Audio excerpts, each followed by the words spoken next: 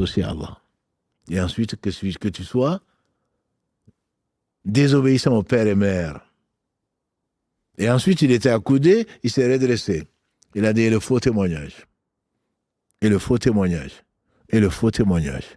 Abu Bakr qui a rapporté le hadith, il dit, il a tellement insisté dessus qu'on a dit, plus à Allah qui se fut tu. Et le faux témoignage. Et malheureusement, dans la communauté, il y a un certain nombre de gens qui ne manquent pas. Non, non, mais c'est pas grave. Tout le monde le fait. Mais c'est une caractéristique au moins de l'hypocrisie. Voilà, si tu croyais à Allah, au jour du jugement dernier, tu n'aurais pas menti. Il dit donc, ça c'est la parole. Les actes d'adoration, c'est la parole, l'intention et, a-t-il dit, des actes. Quant à l'intention, il dit, celui qui promet une chose, au moment où il promet, il sait qu'il ment, il ne compte pas le faire, certainement, il a une part d'hypocrisie. L'hypocrite, qu'est-ce qu'il fait? Il jure par Allah. Il te promet monts et merveilles. En réalité, au fond de lui, les savants, ils le précisent, hein. Au moment où tu le fais, bien sûr, tu peux promettre et ne pas y arriver. Ça peut arriver à tout le monde. Parce que la situation a changé.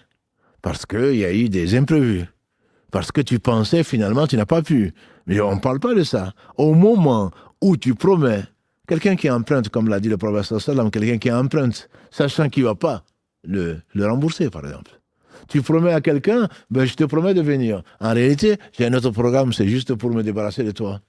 Je te promets ceci, mais au fond de moi, je ne compte pas le faire. Celui-là, il a une part d'hypocrisie. Il s'agit de ce cas-là. Il ne s'agit pas de cas de force majeure. La troisième chose, c'est les actes. On te confie quelque chose et tu trahis la confiance. Muhammad sallallahu alayhi wa sallam était connu pourquoi? Pour être le digne de confiance. Muhammad al-Amin sallallahu alayhi wa sallam avant la révélation. Un musulman ne trahit pas, y compris son ennemi. Allah dit, et si on vous trahit, dénoncez le contrat. Comme on le verra, Inch'Allah, pour ce qui a provoqué la reconquête de la Mecque, Inch'Allah, samedi. Un musulman, par ses actes, ne va pas aller à l'encontre de ce que Allah